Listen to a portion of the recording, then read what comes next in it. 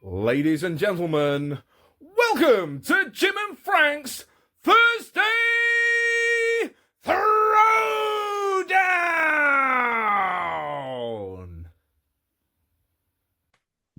Jim, hello. Welcome to another Thursday Throwdown. Yeah, heck yeah. We've got a special guest once again. Why don't you do the introduction for us? Yeah, we got Mark Ernest with us from, correct me if I say this incorrectly. Did I turn it over? Hold on. It's Kanawa. That'll work. Yeah. Okay. We Lead vocalist. there's a bunch of different ways to pronounce it, actually. Okay. Kenowa is usually what I say. Oh, Kanawa. Okay. Spelled with an A, pronounced like an E. Yes. Kanawa. Okay. So, Mark, is the band still actively playing? Because you guys were on our old podcast Yes. and you were on episode 122, and I went back and watched it today. Wow. That's a lot of mental bookkeeping there. Yes. Yes. And we had made some Danzig references. Yeah. And you guys had a great desert sound, I think. Oh, thank you. And so if you guys are still together and playing, do you have anything you want to plug before we get onto this throwdown? Sure. Bandcamp is where you can find the three records that we've done. And it's the band Kanawha, KANAWHA.bandcamp.com. So the last record we put out was the one that you guys did the piece on, where you compared me to Ian Astbury, and that made me happy too. Yes. So I get that one a bunch, which is always a cool thing. And we are currently working on writing for a new record. We're going to record. It's looking like September now. Nice. So early part of next year, we'll have what'll be the fourth record. No title yet. Still the same basic sound. We're kind of turning into Fu Manchu, you know the band Fu Manchu? Mm-hmm. Mm-hmm. Fu Manchu-esque things happening now. So Okay. we're still desert adjacent. Right. But basically that's kind of where we're heading with a bunch of it. So that'll be cool. So yeah, that'll come out, like I said, early part of next year. I'm in another band too, by the way, called Manchild, which they'll be mad if I don't say it. And, Okay. and it's more like an very early punk, hardcore, really fast thing. All old dudes except for a kid of 35. Wow. But very much in that minor threat to Fugazi sort of continuum there. Sweet. And that's manchildreno.bandcamp.com. So we put out an EP last year. I'll have to check that out as well. Yeah. Good. Definitely. Deal. Now, as our guest, you were asked to present a band and a couple records you want to talk about and put together on this throwdown. And what'd you come up with? Okay. Well, I was looking in the past on who you've had covered, and I noticed that you didn't do Bowie yet, David Bowie. And he's definitely one of my favorites. Top 10, if not maybe top 3 or 4, really among artists I've always loved. And so I thought it would be fun to pick, not like this necessarily standard 2 that some people pick. So I did some research and I looked at which records kept getting to the top of, those rankings on YouTube where it's like David Bowie ranked, and they do all right 20 something records and all that. And consistently it would be either Ziggy Stardust or the rise and fall of Ziggy Stardust and the Spiders from Mars from 72, I believe. And then Low, which is the record he put out January 1977. Those are the 2 that seem to be vying for that. And I think I messed up a little bit because they're nothing alike. Not at all. Not even That's remote. okay. It's apples and watermelons, really. And Yes. it's like Good comparison. It's like, well, which is probably why other people, I would think, probably pick like Ziggy versus Aladdin Sane or Low versus Heroes for 2 examples, because, they're closer in tone. But these aren't. But I do think, though, that they are equals as far as like A+ caliber quality is. Right. And as far as his vocals are and his lyrics are. I think there's a lot going on there that's very similar. in some respects, Right. to even some of the messages on them. So so to me, it works, but it doesn't work. So, but they're pretty much my 1 and 2 favorites anyway. Like Station to Station would probably have to slide in there somewhere. Yep, around there. It is like those are my big 3. But yeah, those are the 2 I picked. So we'll see who wins. All right.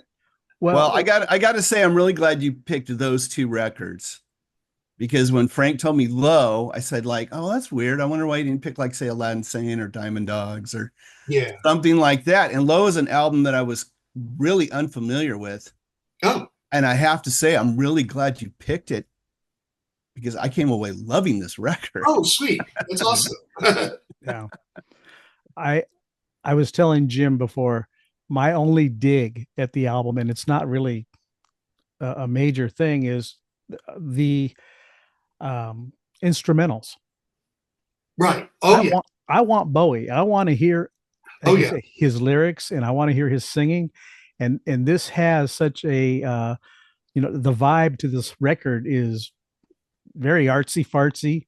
Oh, yeah. And in a good way. Again, I am not throwing the record down at all, but I just, before I even read up on it, I was listening to it and I'm like, wow, this is art house music. The lo-fi drums in that first song is just, oh, yeah, unbelievable. Just well, the drums too. I mean, Tony, you probably read this when you read it, but Tony Visconti produced that record. Right. Yeah. And he had the Eventide harmonizer, which is the thing that he would be putting onto microphones, especially around the drum kit and other stuff too. And Brian Eno's in the corner, messing around with the laptop thing, like 70s laptop, messing around with and treating all sorts of instruments. But anyway, the one thing, are we allowed to curse on here, by the way? Sure, go ahead. I didn't hear any of the other ones I saw, so I was no, it's okay. But I have to, because Tony Visconti said, they were saying, well, what's so great about the Eventide harmonizer? And he said, it fucks with the fabric of time. Yes. So that's where you're getting that clipped, weird sort of sound every time that Dennis Davis hits the drum in a certain different way. And so many other records after that, especially like the whole British post-punk thing, Joy Division and Bauhaus and all those kinds of bands, early Cure stuff, all were trying to kind of emulate that kind of tone, whether it was with a harmonizer or not, but definitely the gated drum, but super dry thing. So that part of it did become really, ubiquitous there for a while, at least in the early 80s, once people caught up to Low. But I hear you on the Split, but to me, the Split is like one of the reasons why I always really fell in love with that record when I finally heard it for real. And also you have to kind of think about sort of what Bowie was doing with that record too, because, we'll talk about Ziggy here, I'm sure, at some point, but, he created the Ziggy characters, Ziggy Stardust, Aladdin Sane, killed Ziggy off, the Hammersmith Odeon, if I remember correctly, like a year and a half later, maybe something like that. Then did sort of a Diamond Dogs and kind of phased into this whole other thing where he was starting to do more soul music then with Young Americans and Station to Station to an extent, although that Station to Station is getting kind of chilly too. A lot of stuff on there that's pretty left to center for commercial pop music in the 70s. Right.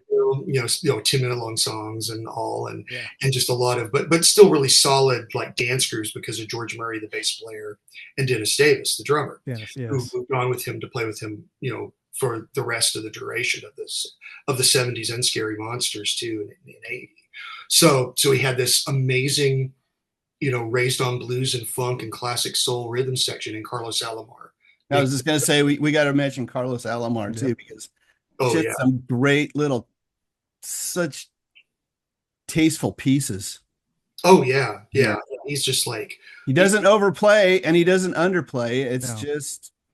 He knows exactly kind of where to fit it in. And then when Bowie has someone like Adrian Belew or Fripp, who played on Scary Monsters, they can get weird, right? And do weird things. Or Ricky Gardner, who does the weird things on Low when they happen.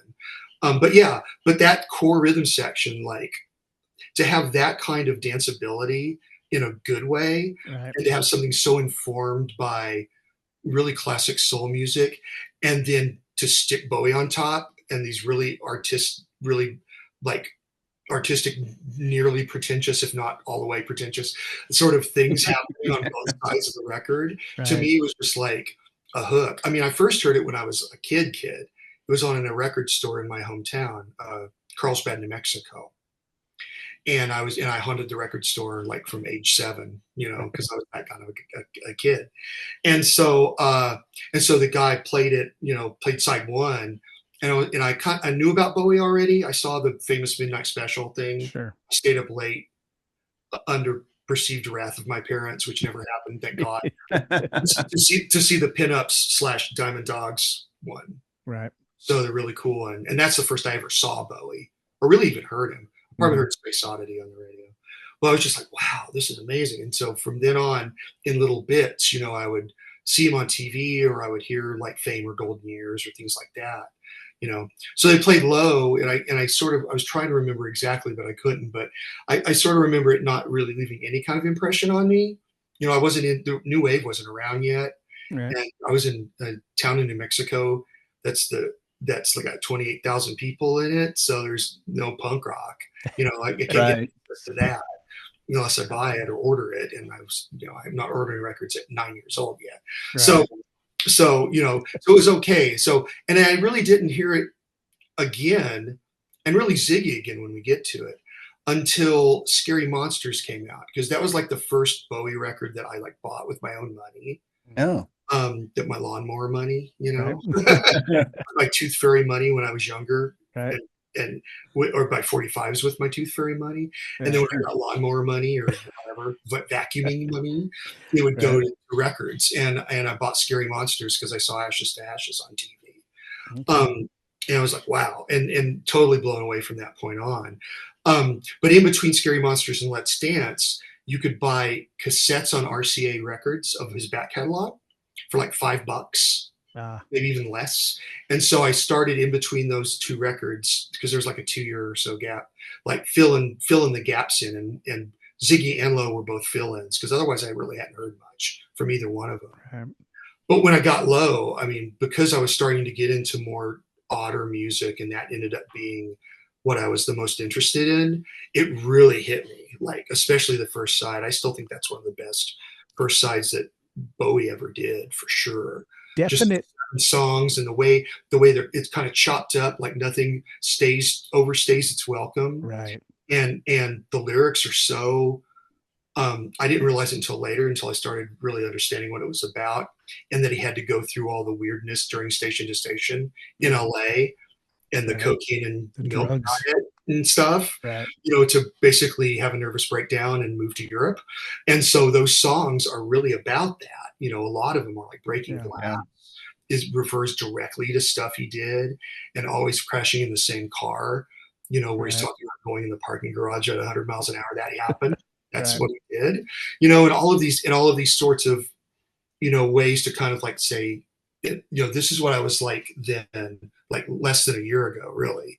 But here's what's happening now, and so New Career in a New Town is like the instrumental segue to the back half, which to me is kind of like where he's at now. It's like this impressionistic European vibe, Eastern European and regular continental European, and to kind of have it be this total break from what he did, and being influenced by Eno and collaborating with him at the same time. Right. It's very Another Green World sounding, the whole record is, but especially the instrumental stuff is very much in that wheelhouse from that Eno record.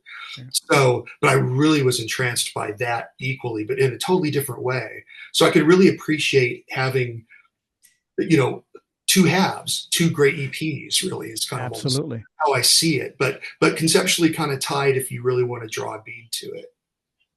I came away with a couple things. 1977, Jim would have hated this record. Right. They did, by the way. Had I heard it in 1977, I would have been like, yeah. But hearing it now, right? He still keeps everything right about 3 minutes. Most of the songs are kind of right there. I looked at it and go, 11 songs, like 30 something minutes. I was like, wow, crazy. And then like Sound and Vision, right? When that starts, it's like a 3-minute song, but there's no singing for like the first half of the song. I was like, if not more. Right? what's going on? I know I know this song, right? But I didn't remember the intro being kind of so long on that. Yeah. And this thing got reamed by the press. Oh yeah. Just horrible record, this and this. And Bowie didn't even tour behind this record. I think he either went and toured with Iggy or with Yeah, he did. as a keyboard player. Yeah. He produced and wrote most of the songs on The Idiot, which was Iggy's Right. from the same year, I think, or maybe 76. And really Low and the Idiot were recorded around the same time. Mhm. Right. In the same studios, even, and with some of the same people. So Well, RCA didn't want to release the record. oh yeah.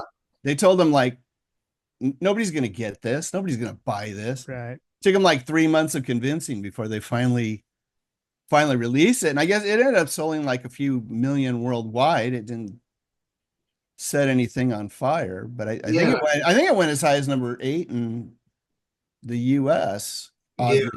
And Sound and Vision was a hit in the UK. It was like a number 3, I think. Right, something like that. Didn't make the number 1, but and of course he puts this out in the UK at like the height of the punk hype, Right. where 77 right down, 76, 77, where the Pistols are doing their thing or about to stop doing their thing later that year. But you got the Damned and Buzzcocks and all of these, Clash, obviously, like all of these bands, and the Clash even have that song. I can't remember the name. I think it's called 1977. That's where part of the chorus is no Elvis, Beatles, or the Rolling Stones, Right. something like that. Right. But Bowie's not on there Yeah. because he gets a free pass, and part of it I think is because of Low, because of that break from sort of commerciality. And even though it's not a punk record, it's definitely got that sort of DIY ethos to it. Big Even though time. it's on a major label, it's like I'm going to do my own thing, and this is how I'm going to express myself, like right now.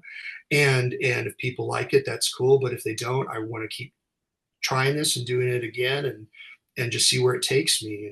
And I really appreciate that. Once I saw interviews with him, and have you guys seen Moon Age Daydream?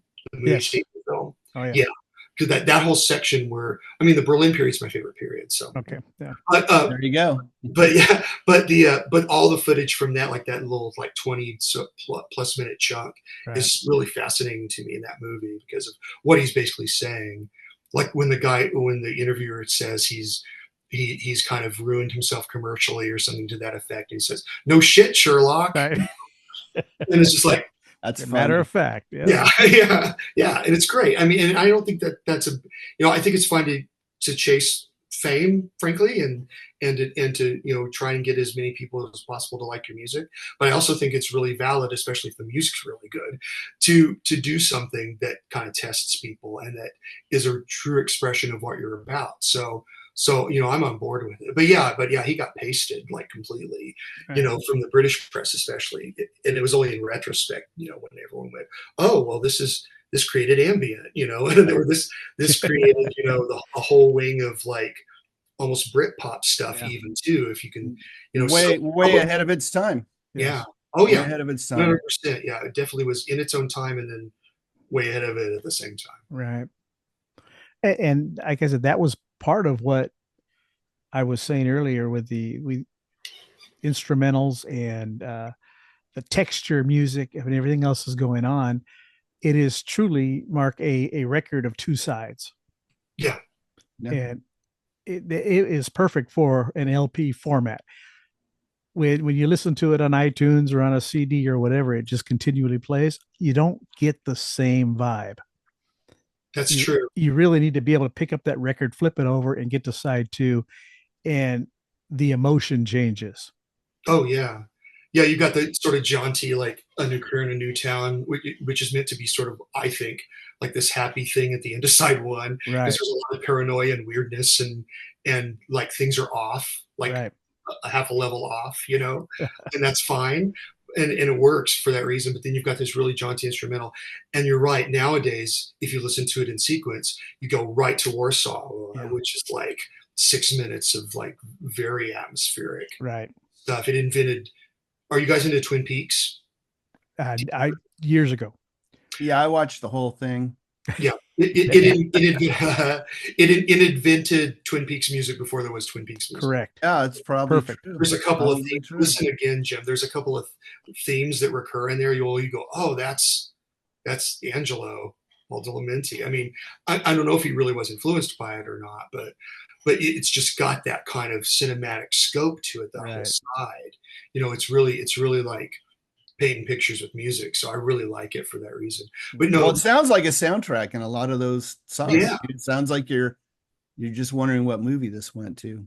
yeah, and I've seen both, like things that say this is a load of crap or it's true. I don't know, but he did The Man Who Fell to Earth film, Right. with Nicholas Roeg, a couple of years before Low came out. And in fact, that's a picture of him from that film. From the movie, yeah. Yeah. And he was going to do the soundtrack too, but he just didn't have time and wasn't inspired apparently. But at some point, the music, at least the kernels of some of the things that are on side 2 were going to be what he was going to deliver if he would have finished. Oh, interesting. He's basically said that. So, and some of it would worked well. I think there is somewhere on YouTube, there's someone who made a video where they take a couple of the sequences from that and set it to like Art Decade or something off that record, or Subterraneans probably. And it's like, perfect. The wordless stuff that's in it, which is a lot of wordless stuff in that movie. But but no, you definitely can make your own movie too if you really wanted to. Right. To it and kind of see a lot of interesting things. So Frank, that's one reason why I don't necessarily miss Bowie as much vocally on it. Okay. Because it's such a 180 turn, and it's done so well that I'm okay with it. I agree that he integrated it better on Heroes in some respects, although the songs aren't as good in my opinion. Apart from the title track, which is like right, of course, it's amazing. Well, before we move on to Ziggy, one of my favorite kind of little stories that goes with this is Nick Lowe released an album called Bowie, just spelled Bowi, right, claiming that Bowie had released the album Low named after him, and he just left me off. Which is great, and it's a cool story. I love Nick Lowe too. I mean, sure, as a producer and as a musician, and songwriter. Oh yeah, 100%. He's brilliant guy. So yeah, I'm not surprised by that he would. He and Jake Rivera, the manager, I'm sure, would use that opportunity to push that a little jump bit. On that. The only, this is very adjacent, but I'll be quick. That happened again with Public Image Limited. We had. Are you guys still there? Yes. Yeah, we're here. Okay. We're all stone faced. We're actually just listening. Yeah. Oh, sorry. Okay. So Public Image Limited put out this album called Album, and it was generic. Right. It's called Cassette or whatever. There's a band called Flipper who were from San Francisco. Very, very slow punk rock band. Yep. Very off kilter.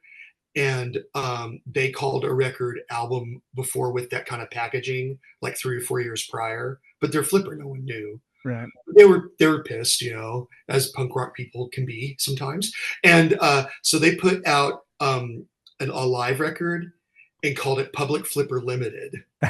Very good. Yeah. So I thought that was funny. So every once in a while, there's probably other stories of maybe gleefully torqued off musicians. Yeah. Well, I mean, you'd have to kind of prove that John and the guys even knew that Flipper record, right? Oh, I doubt exactly. it. Yeah, There's no way. I mean, you never know, but yeah, it's like, and it's a concept that a lot of people could have thought of back then. Sure. Right. In the early 80s. If you've seen Repo Man, hey. Yeah, exactly. So 72, we're going backwards in time for the rise and fall of Ziggy Stardust and the whole bit. And that, my goodness, that album was probably the first Bowie album I ever heard. Oh, great. Yeah. And not knowing I can't say I didn't know, not really understanding what a concept album was. Right. Yeah. But these songs all tied together somehow or another. And I kind of got that, but I didn't. I just knew I loved every song on this record. Oh yeah. Yeah. Yeah, Yeah. it's stacked. It's like, and Low is too, in my opinion. But Mhm. but this one is another one where there's like zero filler. Like everything is in its right place. Like Yes. every and it's sequenced really well too. Yes. It like flows, and even though the concept is pretty loose. I mean, some songs are, I guess, about people in the spiders from Right. Mars Right. about it, and some songs are probably Ziggy singing the songs. Right. And then the first two songs are more like dystopian sort of scene setters, I guess you could say, Right. in a very intense way for 5 years at least. Mhm. But so it's like, and the story's there, but it's kind of clipped and disjointed, Yeah. too. Sure. So, but no, it's concept or no, I mean, it's just so solid. It just sticks together so well. And especially for what was right before, which is Hunky Dory, and he recorded them pretty close together, if I remember Right. correctly, and saved the more acoustic and piano based things for Hunky Dory, and the loud guitar stuff for Ziggy, and had Mick Ronson on his side too. Yeah. Like, Can't hurt at all. brilliant man. So it's just Right. it's a killer record. But so that Ziggy was another RCA $5 cassette buy, and to hit play, and it's 5 years, and it's this grandiose, Oh, yes. very dramatic, like more than a lot of the other stuff I'd heard up until that point by him. Vibes, and it's just like, wow, it's like, what are you going to follow this with? And the answer is like a bunch of other really great stuff, Yeah. all the way through. And it's just everything about it is just so cool. And I have a total sweet tooth for UK glam music anyway, Okay. and always did, even as a kid. Like when Sweet, or Sure. The Sweet, if you're watching in the UK, The Sweet or Sweet, That's sweet. Yeah. yeah, they were the big ones in America, even more so than Bowie as far as singles charts go. Right. Because they had like 4 or 5 hits, and so that's who I first heard, and then went back when I got older and more discerning, and started to get into Slade and T-Rex, and even like obscure stuff like Mud, and all this stuff that's like one hit wonders but cool stuff.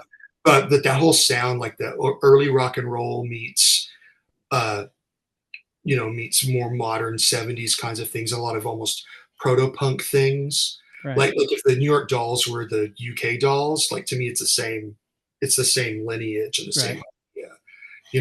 I mean, one of the songs that was going to be on Ziggy that they ended up not putting on was a cover of Round and Round by Chuck Berry, which is actually really cool. It's out now there's a box set about Ziggy, and it's on there, and it could have fit really well. They could have shoved one more song on side one maybe, or something, to make it work. And that whole idea of like early rock and roll, but with this really fantastical image really appeals to me. Right. John Lennon famously said that glam rock was just rock and roll with lipstick on. Sure. and yeah, more or less. Yep. Yeah, and something about that really appealed to me too when I first heard Ziggy. After already hearing punk rock and other things, to know, well, this is where at least some of the attitude came from, and where the love of that 50s rock and roll came from. Right.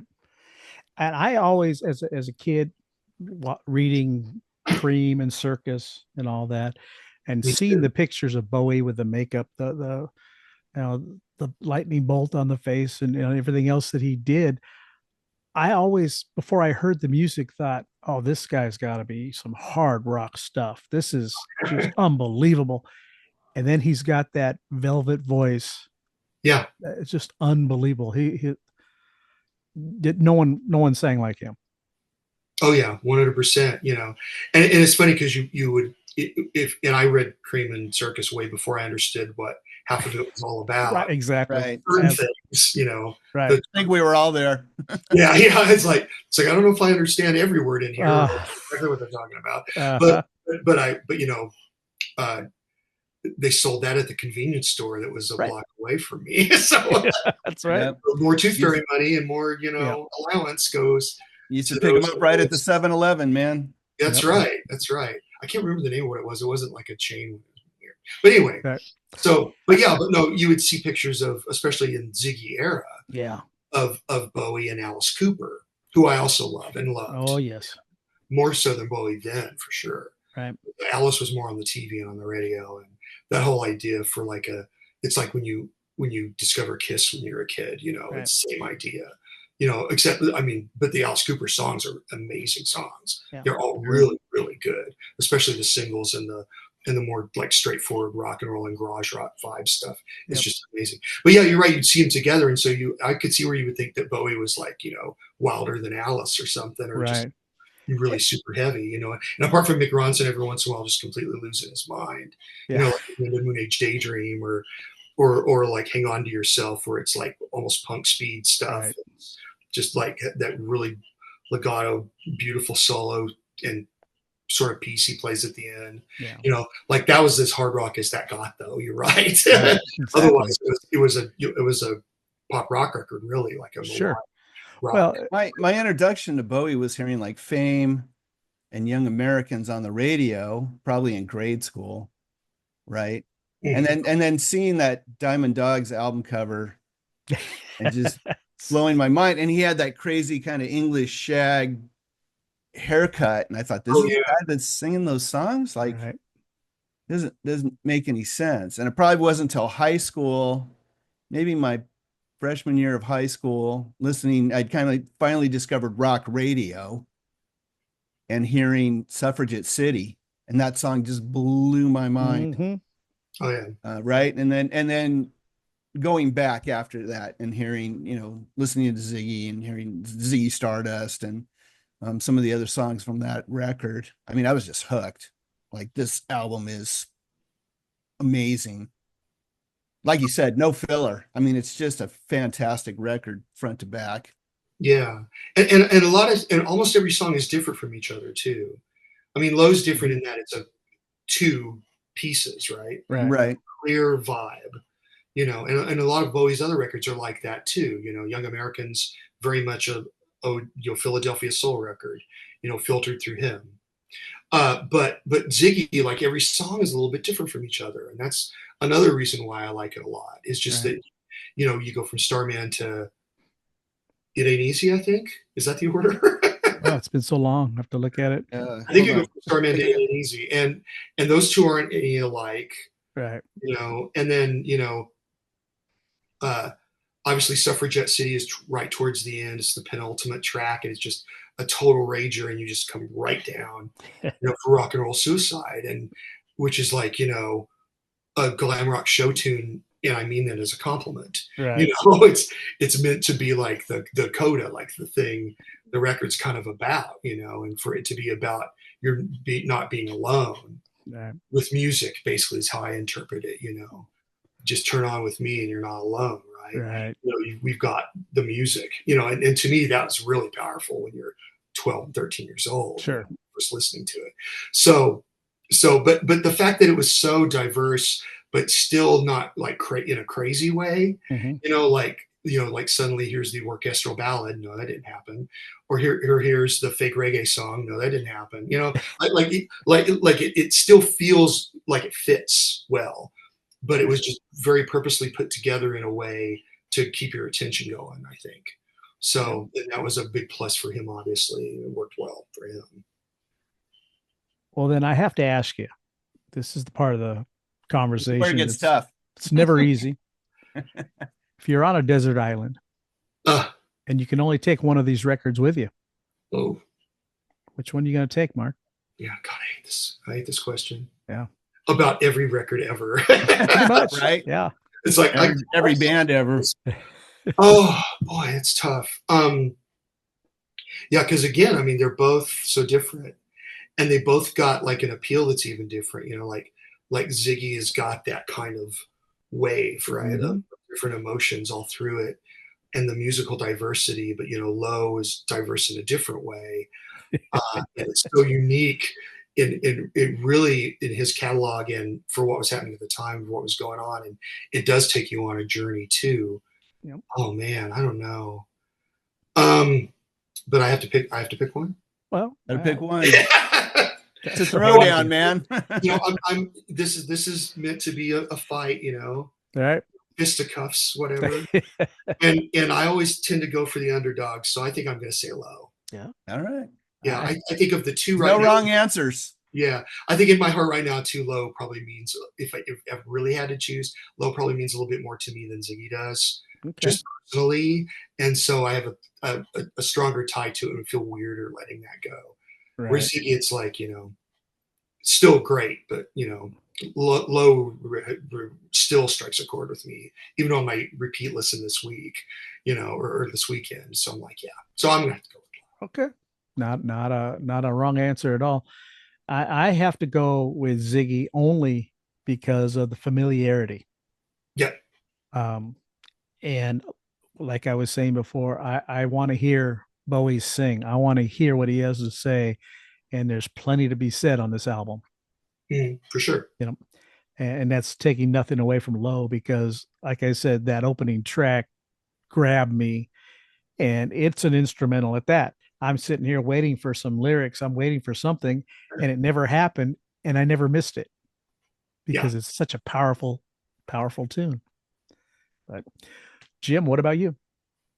Well, the aforementioned Suffragette City is not just maybe my favorite David Bowie song, but it's one of my all-time favorite songs.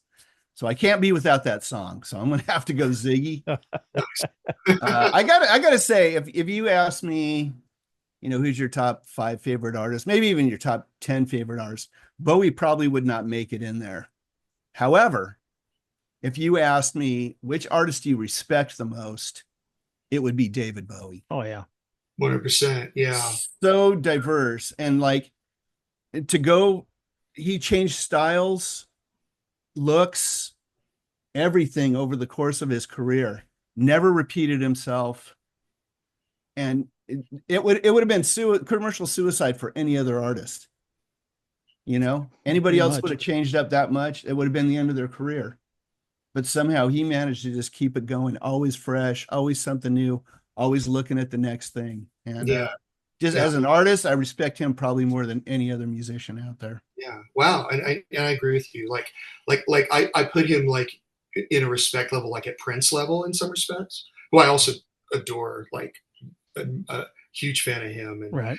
And the fact that they died the same year, did mean that's, everything did go to hell. Right. Also pretty diverse.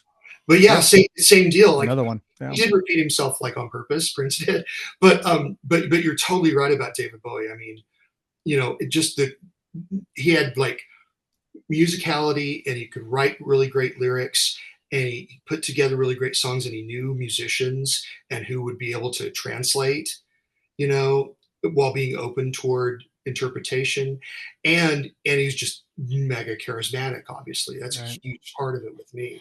You believe what he's saying, even though it's clearly fiction sometimes. But he's invested in it no matter what. Yeah. Right. And that just comes across, as far as front men go in bands, front persons go in bands, he's to me the king of that. And at the same time, didn't seem to take himself too seriously. He could laugh at himself and admit, this didn't work out or whatever. It kind of took it all in stride. Maybe not so much in his when he was really kind of hitting his kind of peak up, right? But over the course of time, you could tell that he didn't take himself too seriously. Right? Yeah, and had a sense of humor too. I mean, there's right. Funny. I mean, some of it's dark, but there's funny stuff on both of those records actually that will peek out at you every once in a while. Like Ziggy Stardust, the song, I think has some kind of funny bits about band life and bar band life. Right. Oh yeah, still really resonate, and in a funny way too, Right. So yeah, no, I 100% agree. He's one of the greats for a reason, and all of those reasons are why he deserves still a lot of esteem and respect, and to get rediscovered again by kids all the time, which is great. One thing I read and I thought was really interesting on an interview that he had done years and years ago, he had trouble presenting his own music to the musicians he was playing with because he was not comfortable enough playing guitar in front of them. Mm. He didn't Yeah. feel that he was proficient enough to get his message across. So he said there was tons of songs that didn't come out until years later. Oh, wow. Yeah. And I always thought that was very odd for how talented I already thought he was. Oh, yeah. Yeah. Yeah. Well, not that I'm putting myself in his or anyone else's league, but let me tell you, when you're a musician, I don't know if you guys are musicians or not, but Yeah. if you're a musician, I mean, you sometimes have a really weird view of how good or how bad you are, Right. Right. depending on what day it is and what time it is. And Yeah, what the time exactly. is. So that resonates actually, Right. you know, even though, you know, you may realize that you're pretty good or that you know what you're doing or that you even understand theory or whatever, you know, it's like, it is like, I could see to where like, I could see that humility in him too. I mean, Exactly. he was grandiose when he had to be, Right. but I also think he did understand that it was, you know, that it shouldn't be taken too seriously. Right. Same time, like don't let it consume you. I mean, you're right, he learned that later because it almost did. Yeah. But you know, but he figured it out, you know, especially as he got older. Sure. You know, which is wonderful. And we got all that great music too. It's a huge catalog. Yeah. It's a Yeah. good thing. Amazing catalog. Well, All so right. what are we calling this? Split decision. Split decision, majority decision. Yeah, I guess so. that doesn't make me feel bad if it's majority Ziggy because Can't again, go wrong with either record, really. It's No. my thing. I kind of own that for better or worse, I guess. Well, I have to say you surprised us both by one picking that record, not tonight, but for us to review and talk about. But that and how much we actually love the record after listening to it. Yeah, that's great. That's Yeah. really good because it is. I mean, it's a cliche to call it polarizing, right? It's two different records. Sure is. But yeah, but that makes me feel good that you guys actually got something out of it because you know, obviously, I have gotten a lot out of it. Right. Not everyone I've turned it on to or has heard it has appreciated it. So it's cool that you guys can see it for what it is, which is wonderful. Yeah. All right. I mean, it's something I'll go spend more time with now. Exactly. Cool. It definitely gets a revisit several So more thank times. you. Oh, happy to do it. I do stuff like this all the time. All right. I'm that guy. That guy. Yep. All right. All right. Well, Mark, we appreciate you coming on. Thanks for having me. I really appreciate the invite and the time. It was totally fun. And Excellent. any new music from either band, let us know. Oh yeah, for sure. Yeah, Always yeah. interested in new music. Probably both, or maybe Manchild will be later this year for another record, and then for sure Ken will have the start of next year. Good deal. Excellent. Awesome. All right. Well, thanks, Mark. Have a great night. Thanks. Yep, you guys too. I guess we'll see you next week. That'll do it. All right. Bye.